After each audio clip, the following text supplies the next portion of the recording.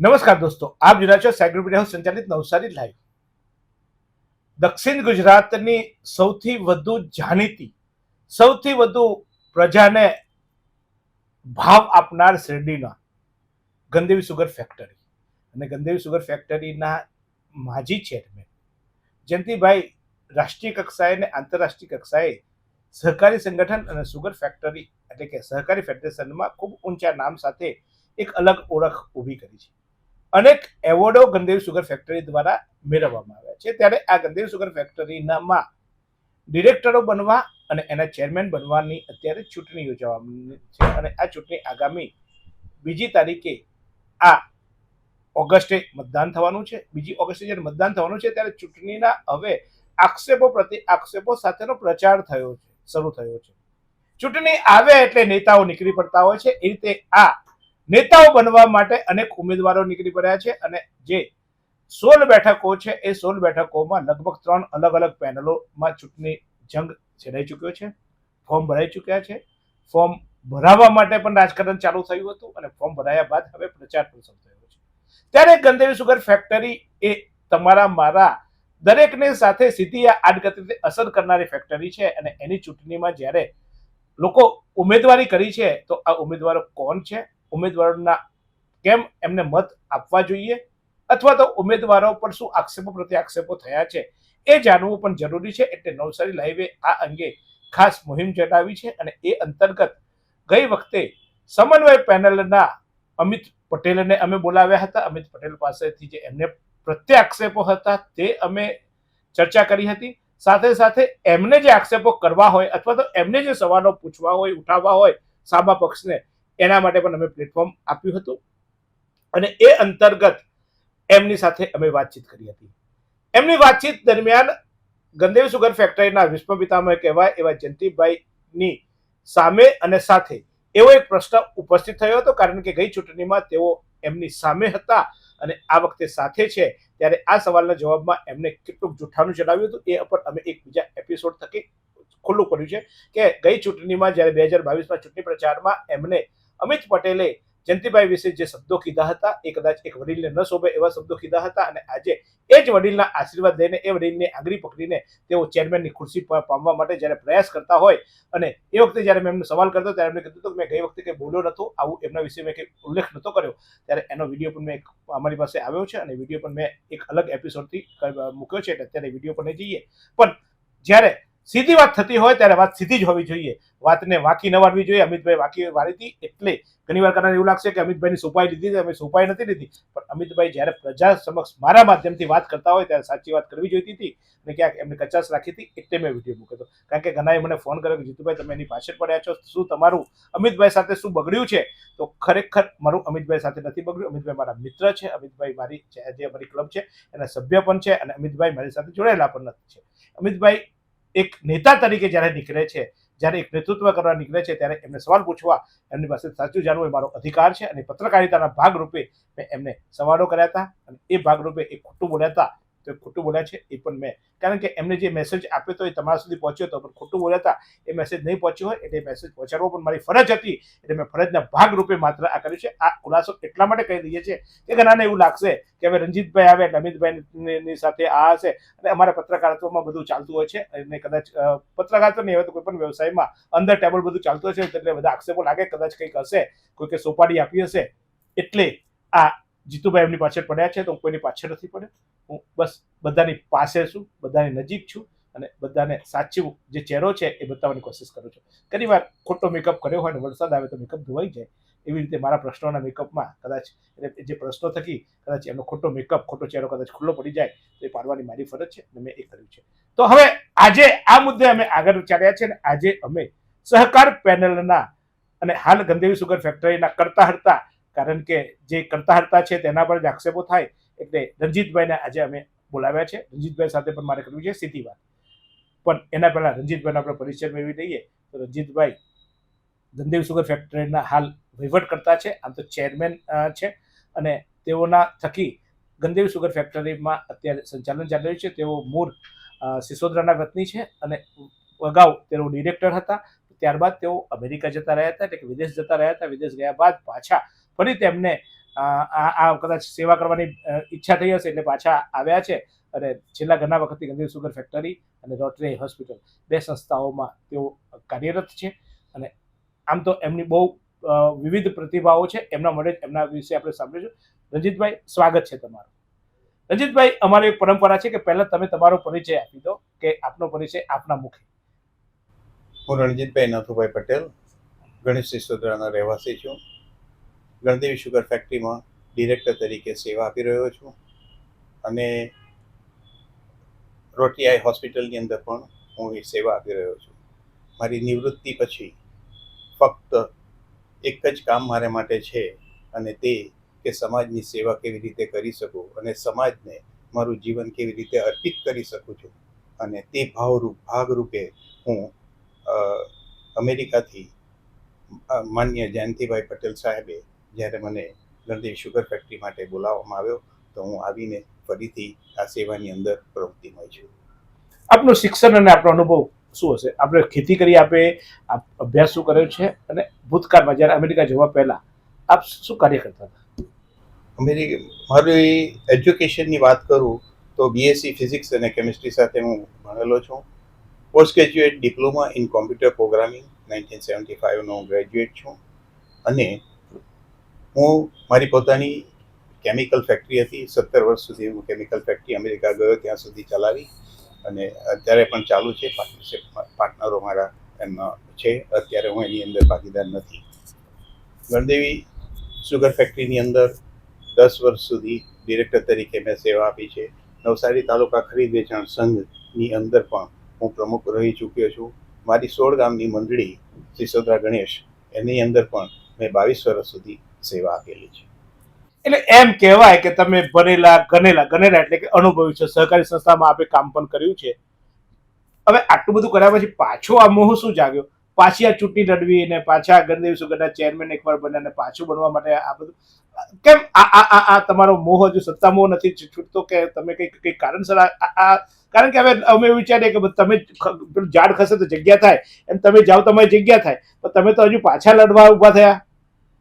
આની અંદર જે મારે કહેવાનું છે તે જયંતિભાઈ પટેલ સાહેબે અને રતુભાઈ સાહેબે મને અમેરિકાની અંદર ફોન કરેલા કે રંજીતભાઈ, ચૂંટણી આવે છે, મારી તબિયત થોડી હવે વીક છે, આ સંસ્થાને માટે તમને ઘણો અનુભવ છે, તો આપ શ્રી હવે રિટાયર થઈ ગયા છો તો ફરી પાછા અહીં પ્રસ્થાપિત કરો અને આ સેવાની અંદર તમે શરૂઆત કરો.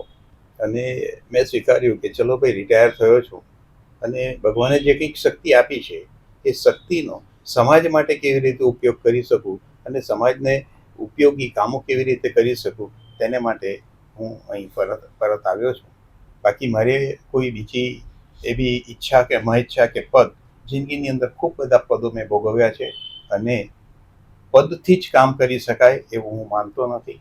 ખરેખર તો તમે સેવા કોઈ પણ પદ ઉપર હોય, ડિરેક્ટર હોય, ચેરમેન હોય, ગમે તે રીતે તમે સેવા કરવા હોય તો સેવા કરી શકો છો, એવું મારું પોતાનું માનવું છે. રંજીતભાઈ, તમે અત્યારે કીધું એટલે મને યાદ આવ્યું કે જયંતિભાઈએ તમને બોલાવ્યા. જયંતિભાઈએ તમને છેક અમેરિકાથી બોલાવ્યા સાહેબ, અને તમે અહીંયા આવ્યા પછી હવે જયંતિભાઈની સામે આપે લડાઈ ચાલુ કરી દીધી. જયંતિભાઈ પાસે બળજબરીથી રાજીનામું લખાવી દીધું અને જયંતિભાઈને ઘરે બેસાડી દીધા. તો જયંતિભાઈને તો એવું થયું કે તમને બોલાવીને બિચારા પસ્તાતા હશે કે આને ક્યાં બોલાવ્યા, તો મને ઘરે બેસાડી દીધો. પરિસ્થિતિ એવી છે કે જયંતિભાઈને પાસે મેં ક્યારેય રાજીનામું માંગ્યું નથી. સાહેબ માફ કરજો, પણ તમારા પ્રતિસ્પર્ધીઓ બી કહે છે કે રાજીનામું લખાવી દીધું, બળજબરીથી લખાવી દીધું ને આ બધું. સીધી વાત એ છે કે જયંતિભાઈ સાહેબ સાથે શરૂઆત કરી એની અંદર એક પ્રોજેક્ટ ચાલુ હતો. એ પ્રોજેક્ટને જે ઇથેનોલ માટેનો પ્રોજેક્ટ સાહેબે રજૂઆત કરેલું, એની અંદર સાહેબને મેં થોડી વાતો કરી કે સાહેબ આની અંદર આ પ્રોજેક્ટમાં આપણે આટલા થોડા નાના મોટા સુધારા કરવા જરૂરી છે. અને એમની તબિયત પણ બહુ સારી નહોતી, એટલે એમણે મને કીધું કે રંજીતભાઈ, હું તો રાજીનામું આપીને જતો રહેવાનો છું અને હવે આ બધું તમારે ચલાવવાનું છે. એના ભાગરૂપે મને છે તે ઘરે સાંજે બોલાવીને કીધું કે રંજીતભાઈ, આ કાલથી તમે સંભાળી લેજો. અને એમને રેડ કાર્પેટથી એમનું જે માન સન્માન છે અને ભીષ્મ પિતા સુગર ફેક્ટરીના કહેવાય એ રીતે એમને ત્યાંથી અમોએ બધા સર્વે ડિરેક્ટરોએ મળીને વિદાય આપી છે. કોઈ દિવસ સાહેબ પેલી ડાયરી બી છે એમાં કઈ કે ડાયરી તમે કઈ ડાયરી છે ડાયરી બતાવીને તમે એને ધમકાવો છો એટલે રાજીનામું આપી દીધું એવા આક્ષેપો કરે છે ડાયરી બધી ઊંચી ડાયરી રાજકારણમાં એવું કહે કે ભાજપ ને કોંગ્રેસ વાળામાં રાજકારણ આ સુગર ફેક્ટરીમાં ડાયરી આવી ગઈ હવે ડાયરીની વાત એવી છે કે મારા જયંતિભાઈ સાહેબ સાથે 10 વર્ષના અનુભવો છે. એની અંદર એમની પાસેથી હું જે કંઈ શીખ્યો છું તો એ શીખવા માટેની જે કંઈક એમણે મને શીખવ્યું છે એની પણ મારી પાસે ડાયરી છે. એ એમણે જે મને સહકારી ક્ષેત્ર માટેની જે વાતો કરેલી, સુગર ફેક્ટરી માટેની જે વાતો કરેલી, એ વાતોની અંદર સમય વર્તતે જે કંઈક બાબતો સુધારા માગી લે છે એ પણ મેં મારી ડાયરીમાં લખેલું છે. અને પરિસ્થિતિ જેમ જેમ બદલાય, જેમ જેમ નવી ટેકનોલોજીઓ આવે, એ ટેકનોલોજીમાં સાહેબની જે પોલિસી હતી તેની અંદર કેવી રીતે એપ્લિકેબલ કરી શકીએ છીએ એની ડાયરી છે. નથી કે એમને માટેના કોઈ વિરોધ કે એમના માટેના કોઈ આક્ષેપો કે એને માટેની ડાયરી નથી. હા, વ્યવહારની અંદર જ્યારે કંઈ કામો કરતા હોઈએ ત્યારે કંઈક ને કંઈક ફેરફારો આવતા હોય, એ ફેરફારો કરવા જરૂરી છે અને એ સસ્તા માટે જરૂરી કરેલા છે. અને ડાયરીની વાત કરું તો ડાયરીમાં એ છે, સામેવાળા શું સમજે એ મારો પ્રશ્ન નથી. નહીં આ તો પણ રાજકારણમાં કેવું ગુપ્ત શબ્દ બોલી દેવાય કે મારી પાસે તારું છે એટલે પેલો ગભરાય અને ગભરાય રાજીનામું આપી દે. એટલે આવું કઈ તમે ગભરાવા માટે ડાયરીનો ઉપયોગ નથી કરતા ને તમે? ના, કોઈ દિવસ. આ લોકો વારંવાર કહે છે કે બળજબરીથી રાજીનામું લખાવી દીધું ને બળજબરીથી રાજીનામું કરાવી દીધું ને એમને ઘેરે બેસાડી દીધા ને એમાં ડાયરી છે એટલે ડાયરીનો ડર આપે છે ને. ડાયરીનો ડર કોઈ આપવાનો થતો નથી. જે કામો મેં કર્યા છે એ કામોનું વિસ્તૃત ચર્ચા કરું છું. એની અંદર સાહેબ હતા ત્યાર પછી તો આપણે રતુભાઈ સાહેબ વાઇસ ચેરમેન તરીકે થયા, એમણે પણ રાજીનામું આપી દીધું. ત્યારબાદ આ જે સંસ્થા છે એ સંસ્થા ચાલવી જોઈએ. બોર્ડ ઓફ ડિરેક્ટર્સો રહી ગયા. જ્યારે બોર્ડ ઓફ ડિરેક્ટર્સો રહી ગયા ત્યારે ડિસાઇડ કરવામાં આવ્યું કે ભાઈ હવે આનો રોજબરોજનો કારભાર કોણ જોશે? કેપ્ટન વગરની ટીમ બની છે તો આપણે શું કરવું?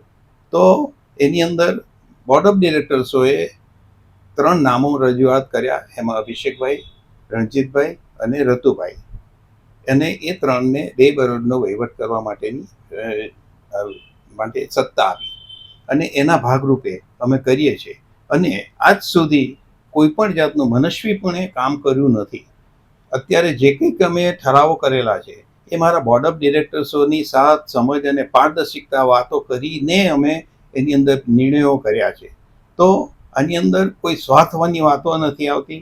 જે ડિરેક્ટરો હતી પોતાની જે રીત રસમો હોય, એમને જેટલી જાણકારી હોય એ રીતે દરેક ડિરેક્ટરોએ સાથ સહકાર આપ્યો છે. અને આજે પણ રણજીતભાઈ એવું તો તમારા પર એવા આક્ષેપ લાગે છે બધું હું કર્યું બધું તમે કર્યું એવું કહે છે. અત્યારે તમે પાછી ડિરેક્ટરની વાતો કરશો. તમારા વિપક્ષી તો વિરોધીઓ તો એવું કહે છે કે બધું રણજીતભાઈ મેં કર્યું કરે છે.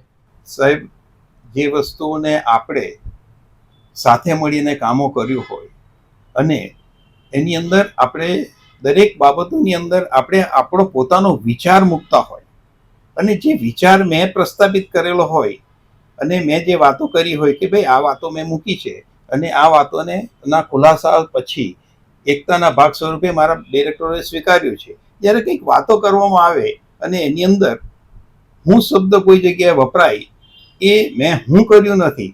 મારી બહુ સ્પષ્ટ બાબત છે કે એકતા અને સાથે ડિરેક્ટરોને દરેકની પારદર્શિકતા રાખીને કામ કરીએ તો જ વિકાસ થઈ શકે અને તો જ આની પ્રગતિ થઈ શકે. એ મારા પ્રિન્સિપલ સહકારી ક્ષેત્રના છે. એ પ્રિન્સિપલ જયંતિભાઈ સાહેબે પણ મને શીખવેલા છે. રણજીતભાઈ, જયંતિભાઈના તમે વિરોધી છો એવી એક છબી ઊભી કરવામાં આવે છે. ખરેખર શું જયંતિભાઈની કોઈ ભૂલો પકડીને તમે એમનો નાક દબાવો છો કે પછી જયંતિભાઈ કરતા તમે તમારું પોતાને મોટું કરવા માંગો છો? કારણ કે ઘણીવાર એવું થાય કે પોતાની લીટી લાંબી કરવી હોય તો સામેવાળી લીટી ટૂંકી કરવી પડે. તમે આ કરી રહ્યા છો રણજીતભાઈ? ના, જે કંઈક વસ્તુઓ છે જયંતિભાઈ સાહેબે મને કીધેલું કે રણજીતભાઈ રૂપિયો રોજ ગણશો ને તો છેલ્લે ભાવ પાડતી વખતે ચિંતા ન થાય. તો એ રૂપિયો રોજ ગણવાની મેં નથી કોશિશ કરી, પણ અમારા ડિરેક્ટરોએ કોશિશ કરી છે. એની અંદર જ્યારે કંઈક ખરીદી કરવાની હોય ત્યારે ડિરેક્ટરશ્રીઓ અને દરેક મારા સભાસદ મિત્રો પાસેથી કે કોઈ બીજા પાસેથી જે કંઈક અમને સૂચનો મળે એ સૂચનોને અમે બોર્ડની અંદર રાખીએ છીએ. એની અંદરથી નહીં પણ જયંતિભાઈ તમે મને પણ જયંતિભાઈ વાત કરો, તમે વાતને તમે બી હવે ધીમે ધીમે રાજકારણી જેવા થઈ ગયા લાગો છો. મને મેરો સીધો સવાલ છે કે જયંતિભાઈની લીટી ટૂંકી કરીને તમે તમારી લીટી લાંબી કરવા માંગો છો? ના, એ ક્યારે પણ નહીં કરું, કેમ કે એ જયંતિભાઈ સાહેબને હું એમની કોઈ ભૂલો શોધીને દબાવો છો એમને? ના, ભૂલો શોધવાની કશી થતી નથી. હા, એક વસ્તુ કરીએ છીએ અમે સાહેબ, કે જે કંઈક કોમ્પિટિશનો છે એની અંદર અમે સુધારા વધારા કરીએ. દાખલા તરીકે કોઈ ટ્રાન્સપોર્ટેશનની અંદર કંઈક થયું હોય તો એ ટ્રાન્સપોર્ટેશન અમને સસ્તા ભાવે મળતું હોય તો અમે આપ્યું છે. હવે એવી જ રીતે કોઈક જગ્યાએ કંઈક બીજા કામો હોય તેની અંદર પણ અમે કરીએ. એ વિરોધ નથી, એ સંસ્થા માટેની બચત છે અને એ સંસ્થાની બચત કરવી અમારી સર્વે ડિરેક્ટરોની ફરજ છે અને તેના ભાગરૂપે અમે કામો કર્યા છે. રંજીતભાઈ, બીજો સૌથી મોટો સવાલ, તમે ₹1, ₹2, ₹5 બચાવવાની વાત કરો છો અને અમારા બધા સભાસદોના 130 કે 138 કરોડ રૂપિયાનો પેલો મોટો ઇથેલિન પ્લાન કે અમને તો બહુ ખબર નહીં પડે, અમને તો શેરડીનો રસથી ખબર પડે કે 2-10 રૂપિયા શેરડીનો રસ મીઠો લાગે અને ખાંડના પૈસા મીઠા લાગે. અમને તો ખાંડ શેરડી આપીને પૈસા આવે તમને મીઠા લાગે. પણ આ 130 કરોડ રૂપિયા તમે નાખી દીધા 3 વર્ષ સુધી, એ પ્લાન્ટે હજુ બન્યો નથી ને લોકોના પૈસા પાણીમાં તમે નાખી દીધા. સાહેબ, આ 130 કરોડનો હિસાબે નહીં, આટલો મોટો ખર્ચો કરી નાખો તમે. 2 વર્ષ આ પ્લાન્ટને પૂરા થયા અને 2 સિઝન ગઈ છે. પ્લાન્ટને એસ્ટાબ્લિશ કરવા માટે જે કંઈ સમય લાગે તે લાગે. આ પ્લાન્ટમાં 130 કરોડનો ખર્ચો થયો નથી. ઓરિજિનલ ડીપીઆર આવેલો તે 100 કરોડ વત્તા સિવિલ વર્ક અને 130 કરોડ વત્તા ડીપીઆર સિવિલ વર્કનો ડીપીઆર આવેલો. ડીપીઆર એટલું સાહેબ જરાક અમને સમજાવો, અમને તો બધું ખબર બહુ નહીં પડે. અમને તો સાહેબ અમે તો બહુ ભરેલા ના હોય ને, અમે ખેડૂતો તો ખેતરમાં જઈએ અને ખેતી કરતા હોય, અમને ડીપીઆર ના ખબર પડે. ડીપીઆર એટલે ડીપીઆર એટલે ડિટેલ પ્રોજેક્ટ રિપોર્ટ.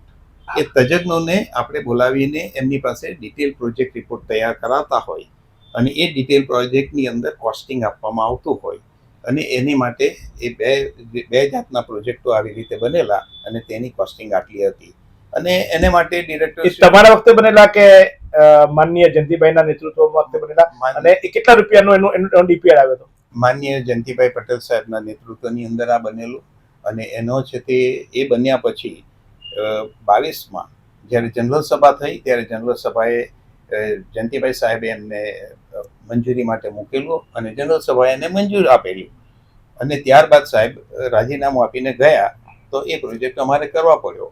એ પ્રોજેક્ટની અંદર જે કંઈક વાતો થઈ એમાં 98 કરોડ રૂપિયામાં સિવિલ વર્ક સાથે એમાં 65 કરોડ રૂપિયા જેટલો 65 કરોડની આજુબાજુ જેટલો ખર્ચ મશીનરીનો થયો છે અને 23 કરોડ રૂપિયા જેટલીની આજુબાજુનો ખર્ચ પેલામાં થયો છે. એટલે 98 કરોડ રૂપિયાની અંદર આ પ્રોજેક્ટ અમે પૂર્ણ કર્યો છે. એટલે મને જરાક સમજ નહીં પડી આ બધી આંકડાઓમાં. તમે મોટા મોટા કરોડોની વાતો કરો ને, અમે પેલા રૂપિયા મને ખબર નહીં પડે સાહેબ.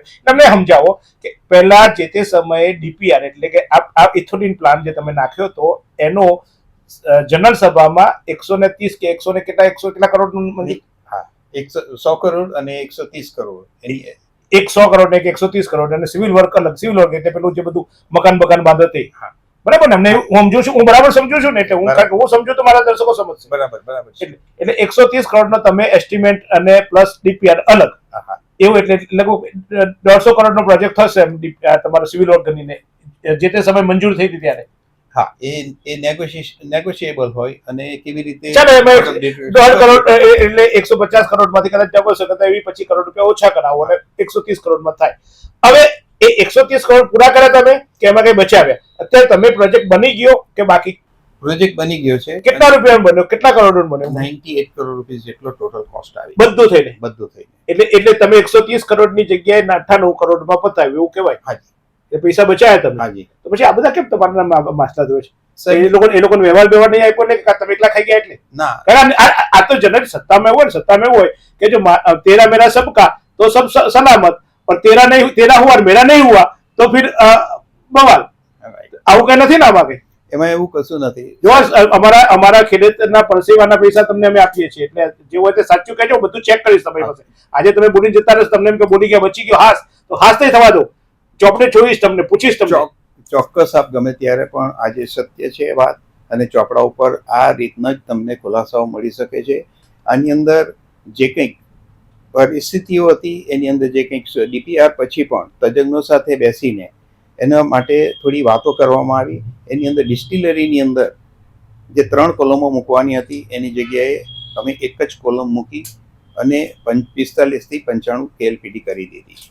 એની અંદર 2 કોલમને 2.5 મીટર સુધીની હાઇટ બચાવી, જેથી એનો ખર્ચ લગભગ 10 કરોડ રૂપિયા જેટલો બચ્યો. આ કેવી રીતે કર્યું તો એની અંદર ટેકનિકલ બાબત છે, અને આજે એની અંદર અમે 95 KLPD ની ફેક્ટરીનું અમે ટ્રાયલ પણ લઈ લીધી અને સક્સેસફુલ રન કરીએ છીએ. સાહેબ પાછું એવું કહેવાય છે કે આ પ્રોજેક્ટ તમે બનાવ્યો તો ખરો, પણ પ્રોજેક્ટ દૂર ખાય છે. આટલા બધા સાહેબ રૂપિયા તમે ચલો બચાયા, હવે બચાયા કે નહીં બચાયા તો તમે કહો છો એટલે મેં અત્યારે માની લઉં છું, હવે ચેક કરીશું. ભાઈ તમને સમજ પડે છે ને સાહેબનું કહેવાનું, મારા દર્શકો તમને સમજાય છે ને? સાહેબનું કહેવું એમ હતું કે 130 કરોડ રૂપિયાનો અંદાજ હતો, એ પ્રોજેક્ટ અમે 98 કરોડમાં કરી નાખ્યો, એટલે આટલા તો રૂપિયા બચ્યા છે એવું એમનું કહેવું છે. હવે એટલા રૂપિયા 98 કરોડમાં કર્યો, હજી પ્રોજેક્ટ તો એમ કે તમે શરૂ નથી કર્યો, પ્રોજેક્ટ દૂર ખાય છે. તો સાહેબ આટલા બધા રૂપિયા નાખીને પછી હવે પ્રોજેક્ટ જે મૂકી રાખવાનો હોય તો આ તો સરકારી તંત્ર જેવું થઈ જાય, મોટા મોટા પુલો બનાવે પછી નેતાની રાહ જોવે. તો કોઈ રાહ જોવે છે ઉદઘાટન કરવાની? તમારે કોઈ વડાપ્રધાનને કે કોઈ બીજા કોઈ વિશેષ વ્યક્તિને બોલાવવાનું છે ઉદઘાટન કરવા? સાહેબ આટલા બધા રૂપિયાને તમે પ્રોજેક્ટ બંધ રાખી દીધો છે. અત્યારે ડિસ્ટિલરીનો પ્રોજેક્ટ ચાલુ છે. ડિસ્ટિલરીની અંદર એવું હોય છે કે જ્યારે પણ ડિસ્ટિલરીને ચાલુ રાખવી તો એની અંદર અમે 80 લાખ લીટર જેટલો અમે ઇથેનોલ ગયા વર્ષે બનાવ્યો છે. એટલે ચાલુ થઈ ગયો છે મતલબ પ્લાન્ટ તમારો? હા, એ પ્લાન્ટ તો આ બધા વિરોધીઓ કેમ કહે છે કે ચાલુ થયો? ભાઈ તમે હાચા કે હાચા? તો આ તો બહુ મોટો સવાલ આવી દીધો હતો. બરાબર છે. તો તમારા ઇરાને તો પ્રચાર કરે છે કે 8 રૂપિયા બંધ. તમે તો તમારા વિરોધીઓ શું પ્રચાર કરે છે તમને ખબર છે ને? હાજી હાજી. તમારા વિરોધીઓ તો એવું કહે છે, તમે કેમ નથી કહેતા ચાલુ છે? તમે તો કઈ બોલતા નથી ચાલુ છે. હું કહું છું કે એ પ્રોજેક્ટ ચાલુ છે. એ પ્રોજેક્ટને સ્વિચ ઓફ બી કરવું અને સ્વિચ ઓન પણ કરવું પડે. એ પ્રોજેક્ટ જે છે એની અંદર જે ડિસ્ટિલેશન માટે મોલાસીસ વાપરીએ છીએ, એ મોલાસીસના ભાવ 12,800 થી 13,000 રૂપિયા હોય ત્યાં સુધી ઇથેનોલ પ્લાન્ટ શેરડીને પૈસા આપે છે.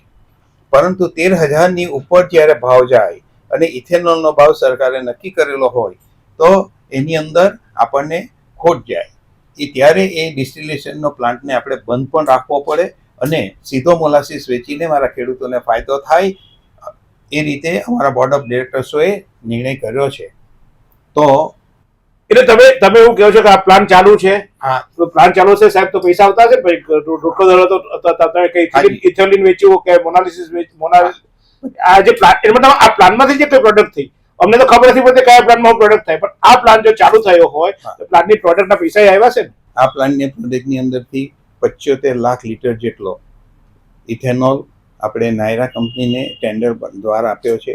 5 લાખ લીટર જેટલો અમારે જ્યારે ડિસ્ટિલરીની રચના થયેલી ત્યાં દિવસથી ગવર્મેન્ટને આપવાનો હોય છે, ગવર્મેન્ટ રિફાઇનરીઓને, અને તે પણ આપ્યો છે. એટલે 80 લાખ લીટર સુધીનું પ્રોડક્શન અમે કર્યું.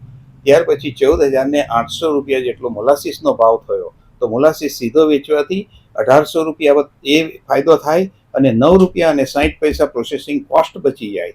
તો મારા ખેડૂતો માટે મારા ડિરેક્ટરોએ એ નિર્ણય કર્યો કે હવે આને આપણે બંધ રાખીએ અને સીધો ફાયદો થાય છે તો આપણને ખેડૂતોને ફાયદો અપાવવો, અને એ આપણો ધર્મ અને કર્મ છે, અને એ રીતે અમે કામ કર્યું છે.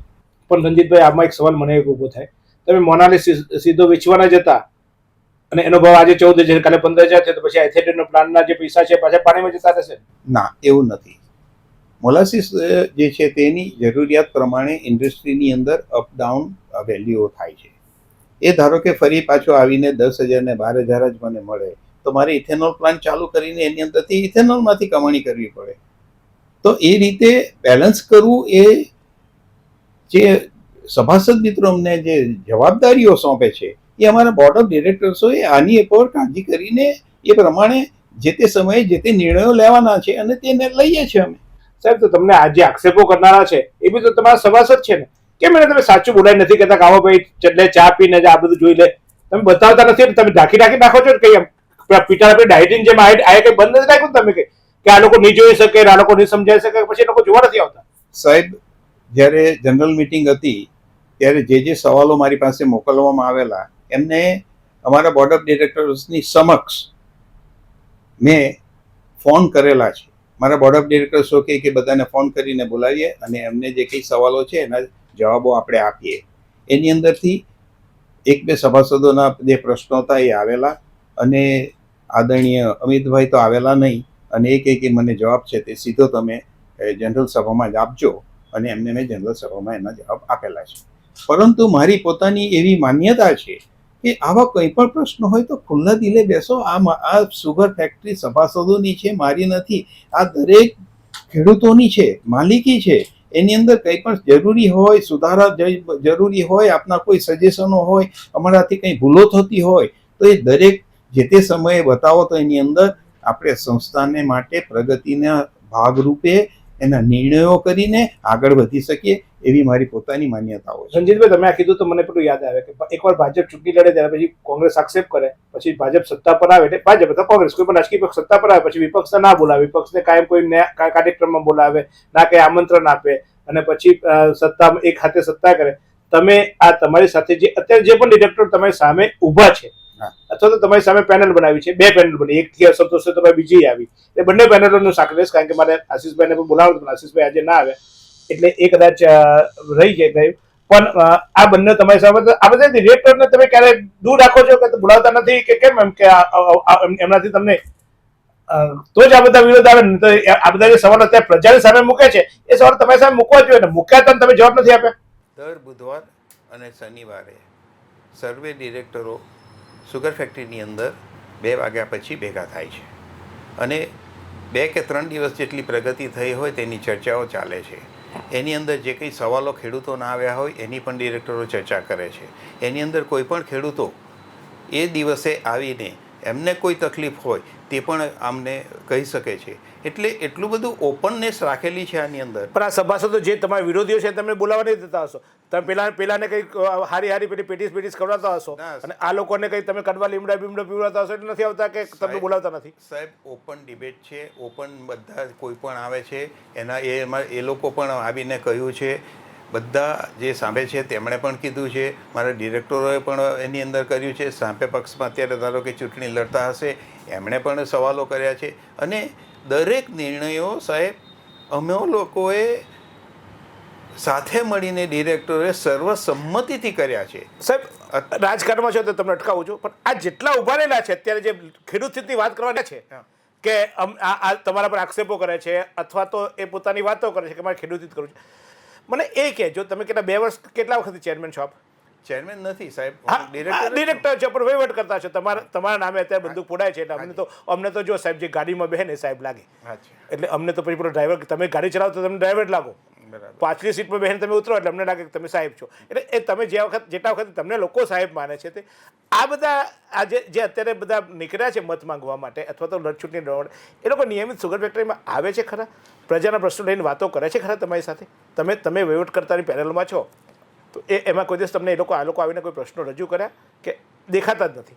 આની અંદર જે ડિરેક્ટરો, ચૂંટાયેલા ડિરેક્ટરો સામે સમન્વય પેનલમાં છે, એ લોકો પોતપોતાના સમય કાઢીને આવવાની કોશિશ કરે છે.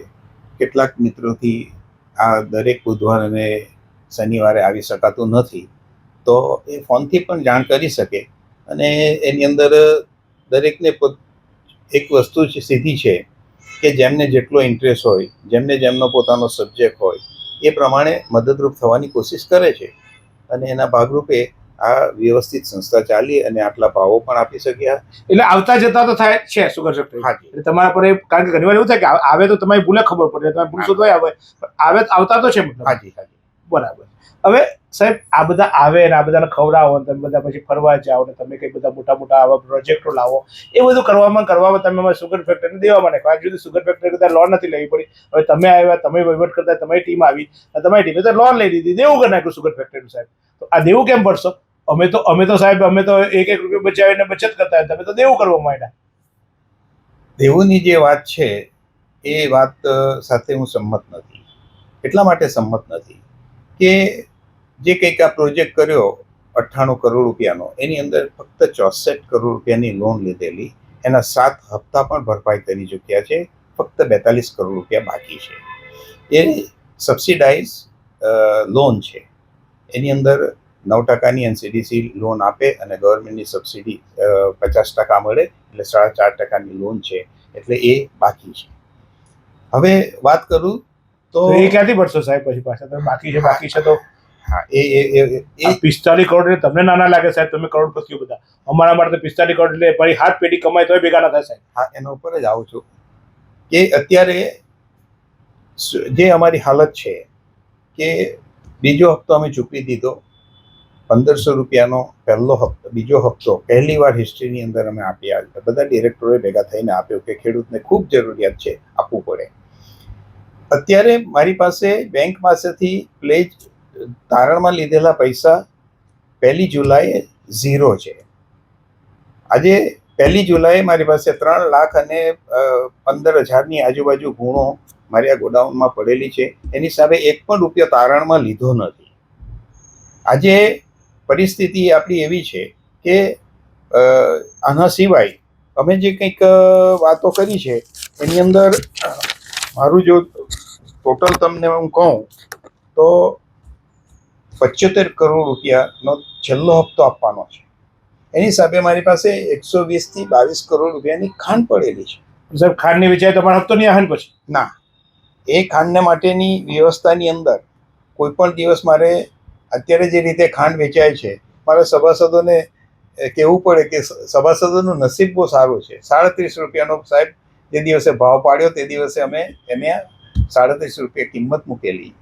પણ આજે ગઈકાલે પહેલી વાર હિસ્ટ્રીની અંદર 4500ની ઉપર ખાંડ વેચી શક્યા. મારા ખેડૂતો જે મહેનત કરે છે અને ઉપરવાળો બી સાહેબ જોઈ અને મારા ડિરેક્ટરો અને બધાએ જે મહેનત કરી છે એ પૂરું કરે. સાહેબ પ્લેજ તો મારે છેલ્લો હપ્તો લઉં ને તે દિવસે પણ જે ખાંડ બાકી હોય એના પર 0 પ્લેજ મારે લેવાની જરૂરિયાત પણ નથી.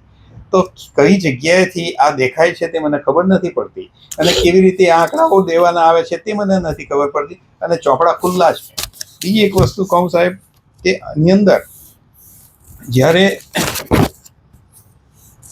ભાવ સ્થિરીકરણ પરના પૈસા 27 કરોડ જમા છે, બીજી એક 22 કરોડ રૂપિયાની બીજી ડિપોઝિટો પણ છે. બીજું અત્યારે જે પરિસ્થિતિ છે એની અંદર તમે જોવા જાઓ તો ઉઘરાણીના થોડા ઘણા પૈસા હજુ બાકી આવશે, કેમ કે નાના મોટા ચેકો 2 દિવસના 3 દિવસના ખાંડો વેચીએ તેમાં આવતા હોય. એટલે હવે સાહેબ અમે બહુ ટૂંકમાં એવું રણજીતભાઈ એવું માનીએ કે તમે આ દેવું કર્યું છે તો 22 કરોડ રૂપિયા તમે એફડી કરી છે, તો એફડી કાઢે દેવું લોન શું કાઢે તમે? એફડી તમારે વાપરવી જોઈએ એટલા માટે કે જ્યારે બીજો હપ્તો આપવાનો હોય ત્યારે જે પૈસા સેવિંગ એકાઉન્ટમાં પડ્યા હોય તેની એફડી કરી દઈએ. જરૂર પડે તો એ જ એફડીમાંથી લોન લઈએ તો 1% મને મળે તો એમાંથી પણ રૂપિયો પેદા થાય ને સાહેબ. એટલે આ ખેડૂતોના ચૂકવતા પછી ગંદીવ સુગર ફેક્ટરી હાથ ઊંચા નહીં કરે કંઈક. અમને તો પાછી યાદ આવે મરોલી સુગર ફેક્ટરી ને કઈ પેલી નવી બનતી પેલી એ ને એવું પાછું ગંદીવ ને એવું નહીં થાય ને પાછું મશીનરી વેચવાના જવું પડે ને. ગણદેવી શુગર ફેક્ટરીની આર્થિક પરિસ્થિતિ એટલી સદ્ધર છે સાહેબ કે અન્ય શુગર ફેક્ટરીઓ કે બીજાની વાતો નથી કરવા માંગતો, પણ કોઈ પણ દિવસ આ તકલીફ પડશે નહીં અને છે નહીં અને પડવાની નથી. મારા સભાસદ મિત્રોને મારા બોર્ડ ઓફ ડિરેક્ટર્સો વતી હું શ્રદ્ધા આપું છું. જોજો તમે જે બોલો છો તમે એવું ના બનતા કેમેરા સામે બોલો છો, પ્રજા સામે બોલો છો ને એમાં જીતુભાઈ ની સામે બોલો છો.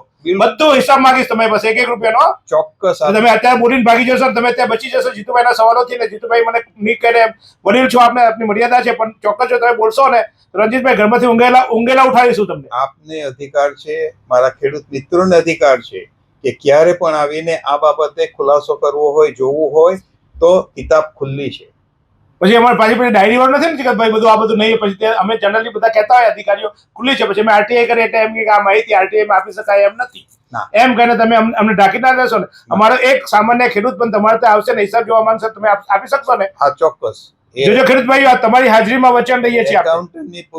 એકાઉન્ટન્ટને ક્યારે પણ જઈને પૂછી જોજો કે ભાઈ આપણી અહીંયા પરિસ્થિતિ શું છે, અને દરેક બોર્ડ ઓફ ડિરેક્ટર્સોને જ્યારે મિટિંગો થાય છે ત્યારે આ આંકડાઓ અમે પ્રોવાઈડ કરીએ છીએ.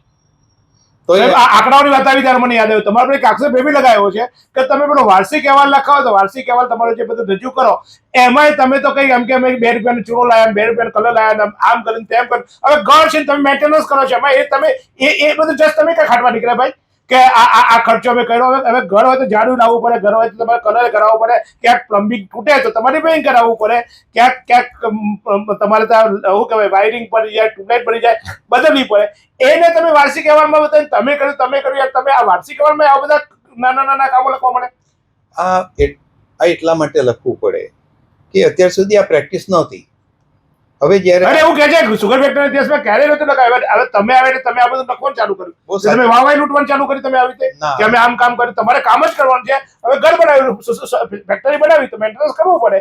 એનાય ખર્ચા તમે તમારા વાર્ષિક અહેવાલમાં અમને બતાવવાના. મારા સભાસદોને પારદર્શિકતા બતાવવી એ અમારી ફરજ છે. અને શું ખર્ચો કર્યો છે, શાને માટે કરવા પડ્યો છે, એ પણ જણાવવાની જરૂરિયાત છે. અને સભાસદ મિત્રો એ ખર્ચો શું કામ કર્યો ને કેવી રીતે કર્યો એ મને જનરલ સભામાં પૂછી પણ શકે છે. આ એક પારદર્શિકતા જાળવવા માટે સભાસદોને જાણ જ નહીં કરું, મારા વાર્ષિક અહેવાલમાં લખું જ નહીં કે અમે શું કર્યું છે, તો મારા સભાસદ મિત્રો કેવી રીતે મને પૂછી શકે સવાલ? તો આ એક પારદર્શિકતાના ભાગરૂપે જ્યારે બતાવવામાં આવે છે કે આટલા ખુલ્લાપણું રાખીને વ્યવહાર કરવો, ખુલ્લાપણા રાખીને જે કંઈક વ્યવહારો થયા છે. તો રણજીતભાઈ અત્યાર સુધીના કેમ નતા બતાવતા? અત્યાર સુધી ડિરેક્ટરો, અત્યાર સુધીના ચેરમેનો, અત્યાર સુધીના બધા સાહેબો, અમારા જતીભાઈ સાહેબ બી હતા, એ તો બધા બતાવતા હતા. તો તમે એવું બતાવવા માંગો છો કે અમે આટલું બધું કામ કરીએ છીએ, અમે બહુ કામ કરીએ છીએ, એટલે તમે અહેવાલ લેવો છો? એવું નથી. અમને તો બધાને એવું લાગે છે યાર, તમારા બધા પ્રતિસ્પર્ધીઓને પણ એવું લાગે છે કે આ પ્રતિસ્પર્ધીઓને લાગે, દરેક ચેરમેનોને પોતપોતાની રીતે પોતપોતાના અહેવાલો લખતા હોય છે. અને આની અંદર મને એમ લાગ્યું કે પારદર્શિકતાના ભાગરૂપે જયંતિભાઈ સાહેબ પણ લખતા હતા. એ પોતાની રીતે પોતાની ભાષામાં લખતા હતા. મેં મારી પોતાની ઓન ભાષાની અંદર. અમારા જયંતિભાઈ સાહેબ તો કોમર્સના માસ્ટર્સ હતા. હવે એ આંકડાની માયાજાળમાં એ નતા પડતા. તમે હવે બધા આંકડાની માયાજાળમાં પડ્યા એટલે તમે પેલી લાંબી લીટી વાળી વાત તો નથી ને આમાં પાછી? ના, એમાં આંકડા અમને બધાને તો પેટમાં દુખે છે તમે આવું આપો છો તો. તમારા પ્રતિસ્પર્ધીઓને બહુ દુખે છે પાછું. એમાં આંકડાઓ નથી લખ્યા, એની અંદર શું શું કરવામાં આવ્યું એ લખીએ છીએ. દાખલા તરીકે કંઈક મશીનરીઓનો જૂની મશીનરીઓ બદલાવી હોય, કંઈક જૂની રિપેરિંગો કર્યું હોય, કંઈક લાંબા ખર્ચાઓ કર્યા હોય, આપણે એ જાણવાની જરૂરિયાત છે. કેમ કે નહીં તો ફરી પાછા આવે કે ભાઈ આ લોકો તો આ કરવા બેઠા અને આટલું બધું દેવું કર્યું. ખરેખર તો એવું દેવું છે નહીં. અને એની અંદર છે તે આવી વાતો થાય તો આપણે પારદર્શિકતા માટે આ વાતો તો કરવી પડે. રણજીતભાઈ, મેં અમિતભાઈ ઇન્ટરવ્યુ કર્યું હતું, કદાચ તમે આમ તો ના જોવા, મારી ચેનલ કદાચ ના જોતા તમે વ્યસ્તમાં, પણ રણજીત આ અમિતભાઈ ઇન્ટરવ્યુ તમે જોઈ લીધું હશે કે જોયું છે કે નહીં? પહેલા એ કહો મને. અમિતભાઈનું ઇન્ટરવ્યુ તમે જે કંઈક વાતો કરી એની અંદર મેં જરાક 5-10 મિનિટનું થોડું મેં જોયું, બાકી મને ટાઈમ નથી મળ્યો.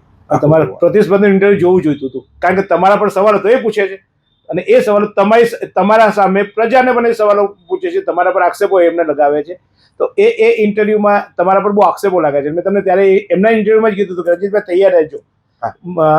મારી ભૂલ છે કે મારે તમને ફોન કરી કહેવું હતું રણજીતભાઈ ઇન્ટરવ્યુ જોઈને આવજો. તમે જોઈને આવતા તો એમાં એમને બહુ આક્ષેપો લગાવે છે તમારા પર. એ તમે એટલો ભાગ તો જોયો હશે ને તમે કે એ નથી જોયો? હા, એ જોયો છે. એમાં શું આક્ષેપો છે? તમે તૈયાર કરીને આવ્યા છો? કારણ કે તમે કાગળ લઈને ક્યાંના કાગળમાં નજર રાખો છો એટલે મારી નજર કાગળમાં જ જાય છે કે કાગળમાં કઈ સ્પેશિયલ નથી. એ આક્ષેપોની અંદર છે તે દેવા માટેના આક્ષેપો અને મેં કર્યું એના આક્ષેપો. ભાઈ, હું ખુલ્લે આમ મારી મિટિંગો અને દરેકમાં કહું છું કે બોર્ડ ઓફ ડિરેક્ટર્સોની સાથે જે કંઈ કર્યું છે તે હું મારે પોતે આ ક્રેડિટ લેવા નથી માગતો. જે કંઈક મારી ધર્મને કર્મને ફરજ છે તે ફરજ ડિરેક્ટર તરીકેની બજાવી છે. જે મને મારા ડિરેક્ટર્સોએ જે કંઈક ફરજ મને કરવા માટેની વધારેની સત્તા આપી છે તે સત્તાનો ઉપયોગ કર્યો છે, બાકી બીજું કશું કર્યું નથી. એમને એક આક્ષેપ એ લગાવ્યો હતો કે 22 વર્ષ સુધી અમેરિકા હતા, એને આ ખેડૂતોના, અમારા ખેડૂતોના, હવે એ એવું કે છે કે અમારા ખેડૂતોની સમસ્યાઓ, અમારી પ્રશ્નોની એમને ક્યાં ખબર હોય? તો સાહેબ, દર વર્ષે મારા મા બાપને માટે પણ અહીંયા હું કેટલો સમય કાઢું છું. દર વર્ષે આવતો હતો. આજે 13 વર્ષથી તો હું અહીંયા રોટરી આઈમાં પણ સેવા આપતો છું. ગંડેઈમાં નહોતો. અને જે કંઈક મારી પોતાની ખેતી છે એ ખેતીને પણ ચાલુ રાખેલી છે. આજે પણ મારી ખેતી ચાલુ છે. મારી આજુબાજુના ખેડૂતોના પ્રશ્નો હું ન જાણું એવું તો ન બની શકે. અને જે ખેડૂતોને માટે ટ્રાય કરીએ છીએ બદલાતી પરિસ્થિતિની અંદર, બદલાતા ક્રોપ પેટર્નની અંદર, અને દરેક જગ્યાઓ ઉપર શું કરવા પડે છે તેને માટેનું ચોક્કસ અમારા મગજ ઉપર આવેલું છે. મારા ડિરેક્ટરો પણ આ બધી બાબતો સમજે છે. એની ખૂબ ચર્ચાઓ પણ થાય છે. અને ના, પણ એટલે તમે 22 વર્ષથી અહીંયા હતા, ઇન્ડિયા આવતા હતા કે ત્યાં જ રહેતા? આવતા હતા ને? પાસપોર્ટમાં છે સિક્કાઓ? પાસપોર્ટમાં સિક્કાઓ છે. એટલે બતાવજો અમને પછી કે અમે આવતા હતા એવું. હું 3 મહિનાથી વધારે કોઈ દિવસ અમેરિકામાં રહ્યો નથી. ઓકે, બીજો એક સવાલ એ છે સાહેબ કે તમે પેલા વોચમેનની જેમ ગમે ત્યારે ફેક્ટરીમાં ઘૂસી જાઓ અને બધા જે તમારા ગંદેવીનો વહીવટ સુગર ફેક્ટરી વહીવટ કાઉન્ટર તમે એમડી રાખ્યા છે સાહેબ, બહુ મોટો પગાર આપતા હશે એમડી સાહેબને તમે, અને પછી તમે પાછા ત્યાં દખલગીરી કરવા જતા રહો, બધા કામદારોને હેરાન કરો, કામદારોને પૂછો ને કામદારને ત્રાસ આપો ને આવું કામ. કામદારો તો સુગર ફેક્ટરીનું નાક છે. જો કામદારો કામ નહીં કરશે તો તમે એના પર શંકા કરો ને તમે એને પૂછવા જાઓ ને એને રાતે કકડાવવા જાઓ ને તમારે એમડી ઊંઘી જાય તમે જાગો. આ બધાને હેરાન કરવાની મજા આવે તમને? ગણદેવી શુગર ફેક્ટરીના કામદારો એટલા સક્ષમ અને મારા એચઓડીસ પણ એટલા સક્ષમ છે જેને માટે મને વિશ્વાસ છે. તેમ છતાં પણ હું શુગર ફેક્ટરીની અંદર આંટો મારવું છું અને જાઉં છું, જોઉં છું. જે સારું કામ કરે એ કર્મચારીને પડદા ઉપર હાથ મૂકીને મારે એમ પણ કહેવું પડે કે તું બહુ સરસ કામ કરે છે. એમને પ્રોત્સાહન આપવું એક મેનેજમેન્ટનો ભાગ છે. એમડી પોતપોતાનું કામ ચોક્કસ રીતે કરે છે, એચઓડીસ ચોક્કસ રીતે કરે છે, પણ જ્યારે એક નાના વર્કર્સને આપણે એ વ્યવસ્થિત કામ કરતો દેખાય તેને આપણે કહીએ, હા કોઈની ભૂલ થઈ હોય તો હું એમને કહું પ્લીઝ ભાઈ તારી રોજી રોટી અહીંયાથી છે તો આની અંદર થોડી કાળજી રાખજે. એ જ્યારે સાહેબ તમે અહીંયા મીઠું મીઠું બોલો છો, કામદાર સાથે મીઠું મીઠું બોલો છો કે ભાઈ કામદારોને પછી ઓય અલા હોય ને કઈ? મારા કોઈ પણ કામદારને પૂછી જોજો કે કોઈ દિવસ તેમને તુચકારીને કે કંઈ પણ એમને ડિસરિસ્પેક્ટ કર્યો હોય ને તો સાહેબ બીજે દિવસથી હું ગણદેવી શુગર ફેક્ટરીમાં ના જાઉં. ચોક્કસ છે, હું પૂછીશ. કામદાર ઇન્ટરવ્યુ કરીશો? ચોક્કસ કરો સાહેબ. અને આ તો તમારા વિપક્ષીઓ કહે છે કે સાહેબ બધે જઈને બધાને કકડા છે, બધા અડધા જો આ ફરી ચૂંટણીમાં જીત્યા તો અડધા લોકો રાજીનામું આપી દેશે. આની અંદર પરિસ્થિતિ એવી છે જ નહીં. અને આ કામદારો એટલા વ્યવસ્થિત અને શુગર ફેક્ટરીને માટે સદાને માટે એ લોકો કામ કરે છે કે જ્યારે પણ કોઈ કામદાર ન આવે અને કોઈ બીજા કામદારને જ્યારે કામ આપવામાં આવે કે ભાઈ આ ડ્યુટી પર નથી હાજર તો તું આ ડ્યુટી બીજી કરી લે તો તે પણ કરી લે છે.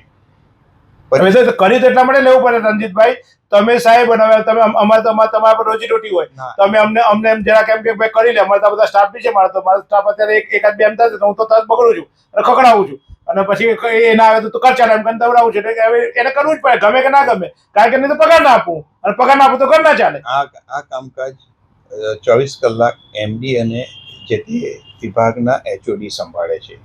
આની અંદર કામ સોંપવાનું મારે નથી આવતું, જગ્યા પેલી આપવાની નથી આવતી. હા, હું ત્યારે જાઉં છું જ્યારે મારા એચઓડી કહેશે કે ભાઈ સાહેબ આની અંદર આ તકલીફ છે તો મારે જોવું પડે કે ભાઈ એની અંદર શું તકલીફ છે, એનું ઓલ્ટરનેટિવ શું છે, એની અંદર કંઈક બચત કરી શકીએ, આટલો ખર્ચો કરવા જ પડે એવું છે તો એની અંદર એની સાથે ડિસ્કસો કરીને પેલું થાય. નજરે જોયું હોય તો એની અંદર આપણે વિગતવાર વાત કરી શકીએ, નજરે ન જોયું હોય તો સામે જે વાતો કરી હોય એને સ્વીકારીને કરી લેવું પડે. તો એની અંદર મારા સભાસદોનું નુકસાન નથી થતું એ જોવાની જવાબદારી પણ મારી ખરી કે નહીં? તો રંજીત તમે એકલા જાઓ, તમારા બધા ડિરેક્ટર ના આવે, તમે એકલા જ બધે માથે જાઓ કે ડિરેક્ટર આવે તમારી સાથે? મારી સાથે દરેક ડિરેક્ટરને કહું છું કે વિઝિટ કરવા માટે આપણે જઈએ છીએ. કેટલીક વાર મારા ડિરેક્ટરો મારી સાથે આવે છે. જ્યારે સુગર ફેક્ટરીની અંદર કંઈક નાના મોટા એક્સિડન્ટો થાય અને પ્લાન્ટ બંધ પડે ત્યારે એક અભિષેકભાઈ જે એવા છે કે તે તો તરત 5 મિનિટમાં આવી જાય. બીજા કેટલા બધા ડિરેક્ટરો એવા છે કે જે હું આવું અને એ એક ડિરેક્ટરોની લગન છે અને એ કરવું પડે અને કરતા છે. અને એ યુનિટી છે, એ એકતાથી આ સમૃદ્ધિ છે, બાકી તો આ સમૃદ્ધિ આવી નહીં શકે. ચોક્કસ. હવે અમે મતદારો તમને કેમ મત આપે? શું કરવા? અમારી સામે તો યુવાન બધા બહુ મેદાને પડ્યા છે, બધા બહુ આવે છે અમારી પાસે મત માંગવા. શું કરવા અમે તમને અને તમારી પેનલને ફરી મત આપીએ? ફરી શબ્દ એટલા માટે કે એકવાર અમે આપ્યા છે અને તમે તો બધું દેવું કરીને બધા તમે ખુલાસાઓ જે કર્યા છે એના ચોક્કસ અમે તપાસ પણ કરીશું, કારણ કે જ્યાં સુધી અમારી પાસે એના ચોક્કસ પુરાવા જે આક્ષેપો હતા એ અમે તમારા પર કર્યા છે. પણ હવે અમે તમને શું કરવા મત આપીએ રંજીતભાઈ? પાછા દેવું કરવા માટે, પાછા આપણા પૈસા બચાવવા માટે, કે પાછા પછી અમારે એથેરિન પણ દૂર ખાય છે તેવા આક્ષેપો કરવા માટે? સહકારી સંસ્થાઓમાં એકતા હોવી જરૂરી છે. એકતાની સાથે પારદર્શિકતા જરૂરી છે. અને એ એકતા અને પારદર્શકતા જ્યારે જળવાય ત્યારે વિકાસ ચોક્કસ બનતો હોય છે. અત્યારે અમારા જેવા થોડા અનુભવી ગણો કે જે કંઈ તમે ગણો તે ઉંમરે પહોંચેલા ગણો, એ અમારી ભાવિ પેઢીને જેમ જયંતિભાઈ સાહેબે અમને શીખવેલું અને પાથું બાંધી આપેલું. તેમ મારા યંગ ડિરેક્ટરો, યંગ સભાસદો, આ સંસ્થા કાયમી છે. અમે તો આજે છે ને કાલે નથી. તો જે ડિરેક્ટરોએ અમારી પાસે જે ભાથું છે એ ભાથું મારા યંગ ડિરેક્ટર્સોને આપવા માંગીએ છીએ અને એમને નેતાગીરી બનાવીને એમને નવી નેતાગીરી સુપ્રત કરવા માંગીએ છીએ. અને રણજીતભાઈને પોતાને ચેરમેન થઈને જ હું આ કરી શકું એવું નથી. મિત્રો, મારા કોઈ પણ સભાસદોને કે કોઈ પણને આ જરૂરી હોય તો એ કરવા માટે હું મહેનત કરીશ. આ સાથે સશક્ત મારો ખેડૂત હોવો જોઈએ, એમને માટે મારે મહેનત કરવાની છે. સશક્ત ખેડૂતને બદલાતા સંજોગોની અંદર જે ખેડૂતને તકલીફો પડે છે, દાખલા તરીકે ભૂંડ હોય કે કંઈ બીજી બધી બાબતો હોય, આ બધાની અંદર આપણે શું કરી શકીએ? સરકારશ્રી સાથે વિચાર વિમર્શ કરીને ખેડૂત સાથે પડતા તકલીફોની રજૂઆતો પણ એમની સામે કરીને એમાં સરકારશ્રી શું મદદ કરી શકે, કરી રહી છે. અને સરકારે તો સહકારથી સમૃદ્ધિ સુધીનું સૂત્ર આપ્યું છે અને અત્યારે જે કંઈ મદદો લઈને જઈએ છીએ તેની અંદર અમને મદદો મળી પણ રહી છે. તો આ એક શક્ય છે અને સર્વે કાર્યો અનુભવી અને નેતૃત્વ નિષ્ઠાવાન જે નેતૃત્વ પ્રોવાઈડ કરી શકીએ એવો અમારો દૃઢ સંકલ્પ છે. અને મારે માટે દરેક સભાસદો, દરેક મિત્રો સામેની પેનલના હોય કે કોઈ પણ હોય, એ આ સુગર ફેક્ટરીના માલિકો છે અને દરેકને સર્વને પોતાનો અધિકાર છે.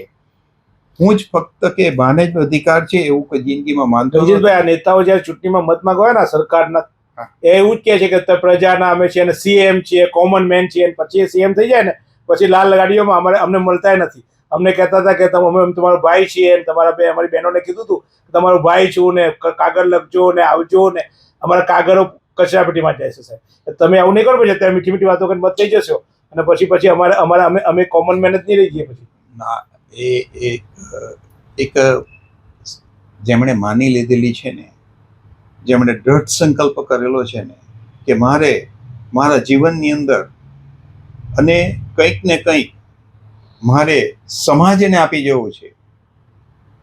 ખેડૂત મારી જાતિ છે, ખેડૂત માટે મેં આટલા વર્ષો સુધી કામ કર્યું છે.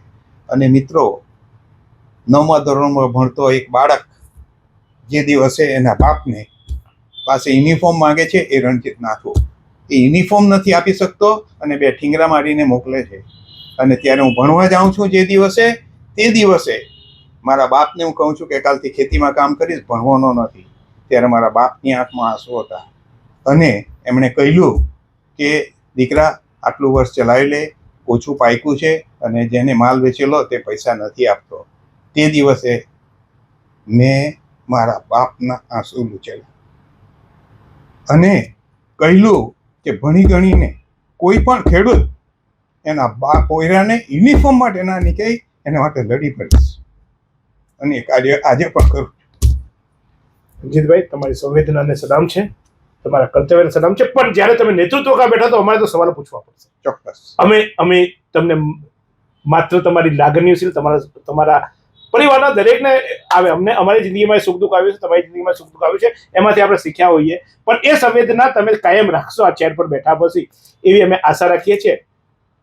ચોક્કસ અત્યારે રણજીતભાઈના જે સવાલો છે એની સામે આપણે અત્યારે વિરામ લઈએ છીએ. વિરામ એટલા માટે કે હજુ તો બહુ સવાલો ઉઠશે, એટલે રણજીતભાઈને આજે આપણે છૂટા નથી મૂકવાના. એમના વિચારો આપણે જાણવાની કોશિશ કરી. રણજીતભાઈ જે આક્ષેપો લાગ્યા હતા એ આક્ષેપોના જવાબો મેળવવાની કોશિશ કરી છે.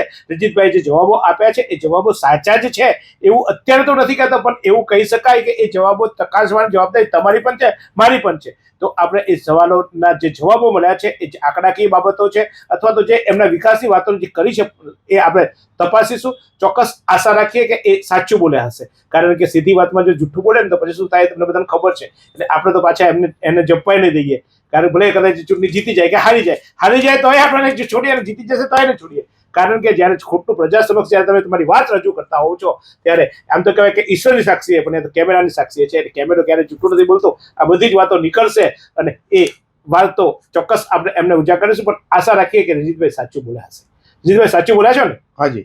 દિલના ધબકારે તમારા પર ચોક્કસ જે આંસુ દસેના પિતાને નજરમાં રાખીને ચોક્કસ એમાં કોઈ પણ માહિતી મેં ખોટી આપવાની કોશિશ કરી નહીં અને કરીશ પણ નહીં. તો આ હતા રણજીતભાઈ. ગંદેલ સુગર ફેક્ટરી એ માત્ર તમારા સભાસદ તમે મત આપો છો એટલે નથી, તમે મત વિચારીને આપજો. કારણ કે તમારો એક મત જો ખોટી જગ્યાએ જશે, વહીવટમાં ગેરવર્તણૂક આવશે, તો તમારા પૈસા અટકશે, તમારા પૈસાનું વ્યય થશે અને એ વ્યય થયાને લઈને તમારી જે ખરીદ શક્તિ છે એ ઘટી જશે. તમે બજારમાં આવીને અમને વેપારીઓ પાસે ખરીદી નહીં કરો અને એને કારણે મારા વેપારીનું ઘર તૂટશે, મારા વેપારીનું ઘર તૂટશે ને મારો સ્વાદ છે ભાઈ એમાં. જો વેપારી ધંધો ચાલે ને તો જાહેરાત આપશે, તમારું પેટી ચાલશે, એટલે મારો એમાં સ્વાદ છે. એટલે તમે મત એવા વ્યક્તિને આપજો, વિચારજો, 5 વાર પૂછજો. તમારાથી ના પૂછાય તો અમને કહેજો કે જીતુભાઈ આપણે પૂછી આપો ને, અમે બોલાવીશું. એ નહીં આવે તો અમે જ્યાં છે ત્યાં જઈશું, ત્યાં જઈને પૂછીશું અમે. પણ તમને ચોક્કસ એકદમ ટકોરા બંધ આપણે માટલો લેવા જઈએ તેમ ટકોરા મારીએ છીએ કે આપણે માટલું આપણને ખબર છે કે માટીનું છે, આપણને ખબર છે એ માટલો આજે ને તો 5 દાડે ક્યાંક એના પર વજન આવશે ને તો તૂટી જશે. એ માટીનું માટલું જો આપણે ટકોરા બારીને ખરીદતા હોઈએ ને તો આપણે તો માટીના માણસો છીએ. આ ધરતી આપણી માં છે, આ ધરતીમાં આપણે અનાજ પકાવીએ છીએ, આ ધરતીમાં આપણે શેરડી પકાવીએ છીએ અને એટલે પકાવીએ છીએ કે મારો દીકરો ગણવેશ પહેરીને સારી સ્કૂલમાં ભણે, મારો દીકરો કાયમ આ ખેતીના વ્યવસાયથી સમૃદ્ધ બને, એ ગાડીમાં ફરે, એ મારો દીકરો એસી ચેમ્બરમાં બેસે, મારા ઘરમાં એસી હોય, હું ભલે ખેતરમાં તાપમાં મહેનત કરતો હોઉં પણ ઘરે આવું ત્યારે હાસકારનો રોટલો ખાઉં. મારે બેંકોના ચક્કર ના કાપવા પડે કે લોન આપો ભાઈ, મારે બાળક બનાવવું છે, મારે ઘર બનાવવું છે. એટલા માટે આપણે મહેનત કરીએ, આપણે માટીના માણસો છીએ. ત્યારે આપણો નેતા પણ આપણે 10 વાર ટકોરા મારીને શોધીશું. અને એટલા માટે જ હું આ નેતાઓને અહીંયા બોલાવું છું, ગમ્મર વરોનું કરું છું, એમનામાંથી જોઉં છું કેટલું દૂધ નીકળે છે, કેટલું માખણ નીકળે છે અને માખણને કાઢવાની કોશિશ કરું છું. મારા ગમ્મર વલોના અર્થ કદાચ એવું ના માનતા મેં શરૂઆતમાં કીધું, કારણ કે મને એક મિત્રનો ફોન આવ્યો, એટલે દુઃખદ બાબત છે કે મને એવું પૂછ્યું કે જીતુભાઈ સોપારી લીધી છે તમે? મેં નથી કોઈની સોપારી લીધી કે મારે સોપારી લેવાની જરૂર નથી. ભગવાનની કૃપાથી તમારા બધાનો પ્રેમ છે અને જરૂર પડશે તો ગામ પાસે આવીશ, ભીખનો કટોરો લઈને માંગીશ ભીખ કે આપો, મને જરૂર છે, પણ વેચાઈશ તો નહીં જ. એટલે નથી વેચાયો. અમિતભાઈને પણ કદાચ એવું લાગે, કારણ કે આકરા શબ્દો છે, અમિતભાઈની ભૂલો છે એ ખુલ્લી મૂકી છે. ચૂંટણીના જયારે ભૂલો ખુલ્લી મૂકે ત્યારે સ્વાભાવિક છે અમિતભાઈ અથવા તો એના સહયોગીને કદાચ એવું લાગ્યું હોય કે જીતુભાઈ પાછળ પડ્યા છે, તો ફરી એકવાર કહું છું કે પાછળ નથી પડ્યો, હું પાછો પડ્યો છું એમ કહેવાય. કારણ કે ત્યારે એમને ઇન્ટરવ્યુ લીધું ત્યારે જ મારે આ વાતની જાણીને બેસવું જોઈતું, પણ કદાચ હું પાછો પડ્યો છું, પાછળ નથી પડ્યો. અને એ પાછો પડ્યો હતો એટલે એની વાત જયારે મને સાચી ખબર પડી તો એ વાત મેં મૂકી કે જયંતિભાઈ માટે તમે આવું બોલ્યા હતા. એટલે ફરીવાર એક અમિતભાઈ કે વ્યક્તિગત જયંતિભાઈ અથવા તો એમના સહયોગીએ જે પણ મને ફોન કર્યો મારા મિત્રએ, તો એને પણ ત્યારે તમે ખુલાસો કર્યો તો માની ગયો હતો કે ના જીતુભાઈ તમારી વાત સાચી છે, અમિતભાઈ ખોટા છે. અમિતભાઈ ત્યારે કેવું જોઈતું હતું કે કારણ કે રાજકારણ છે યાર, ક્યારેક લડવું પડે, ક્યારેક બોલવું પડે અને ક્યારેક ઘણીવાર એવું થાય કે તમે ગેરસમજ થયો તો ખોટું બોલ્યા હોય, તો સાચી વાત આવે તો સ્વીકારવી પડે. તો ત્યારે મને અમિતભાઈ કહેતા કે જીતુભાઈ ત્યારે મને ગેરસમજ હતી અને મેં જ્યારે નજીક ગયો, મેં અભ્યાસ કર્યો તો મને ખબર પડી તો મેં એમને સ્વીકાર્યા. થાય તો એ બોલતે ખેલી નથી તો મને વાંધો નતો, પણ એમ કહેતા હું ક્યારે આવું નથી બોલ્યો એટલે મેં બતાવ્યું તો આ બોલ્યો છે. રણજીતભાઈ અહીંયા આવે છે, રણજીતભાઈની ઉંમરના હિસાબે અથવા તો રણજીતભાઈનો એક અનુભવ છે, એક વડીલ છે, એટલે કદાચ મેં એવા ઉગ્રતાથી સવાલ મેં પૂછ્યા, પણ રણજીતભાઈ ઠંડા કલે જે જવાબ આપ્યા છે એટલે રણજીતભાઈ બધું જાણી ગયા છે, કદાચ મને ઓળખી ગયા હશે અથવા તો પહેલાથી પૂછીને આવ્યા હશે કે આ જીતુભાઈને બહુ ઓછા જવાબ આપવા, એટલે ઓછા શબ્દોમાં જવાબ આપે એટલે પાછા પેટા સવાલો ન થાય. રણજીતભાઈને મેં થોડાક પેટા સવાલો પૂછવાની કોશિશ પણ કરી છે, પણ મારા ઉગ્ર સ્વભાવની સામે અથવા તો મારા જે પેટા સવાલોની સામે રણજીતભાઈએ આજે જરાક પહેલાથી હેલ્મેટ પહેરીને આવ્યા હતા કે આ અહીંયા ચોગ્ગા છગ્ગા ન મારવા પડે, જીતુભાઈ ચોગ્ગા છગ્ગા ન મારી જાય, એટલે બોલિંગ થોડીક એમને કાળજીપૂર્વકની કરી હતી. પણ તેમ છતાંય રણજીતભાઈની ગબ્બર ઓલોનામાં એમની પાસેથી જે સાચી હકીકતો જાણવી જોઈએ, તમારા માટે જે જરૂરી છે, એક મતદાર તરીકે તમારી માટે, એક સામાન્ય નાગરિક તરીકે અમારી જે જાણવું જોઈએ.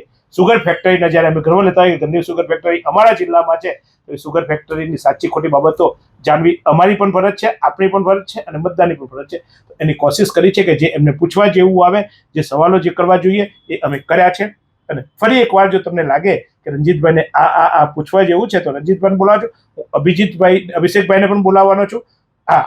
એમના ત્રીજી હરોળમાં જે આશીષભાઈ છે, આશીષભાઈને માફ કરજો, ગઈકાલે મેં આશીષભાઈ માટે કીધું હતું કે ફોન નતા ઉચકતા, પણ આશીષભાઈ આજે સવારે મને ફોન કરીને કીધું કે જીતુભાઈ મારા રિલેટિવ હોસ્પિટલમાં હતા અને હું વડોદરા હતો એટલે તમારા ફોન ઉચકી નથી શક્યો અને એ માટે માફી ચાહું છું. આજે આશીષભાઈ મને સામેથી ફોન આવ્યો હતો કે આજે સાંજે આવું તો અથવા તો આવતીકાલે આવું તો, એટલે એના માટે મેં કીધું ને ઘણીવાર ગેરસમજો થાય આશીષભાઈ ફોન નતા ઉચક્યા, મને એવું લાગ્યું કદાચ મારી સામે આવતા કદાચ ડરતા હશે એટલે નહીં ઉચકતા હોય.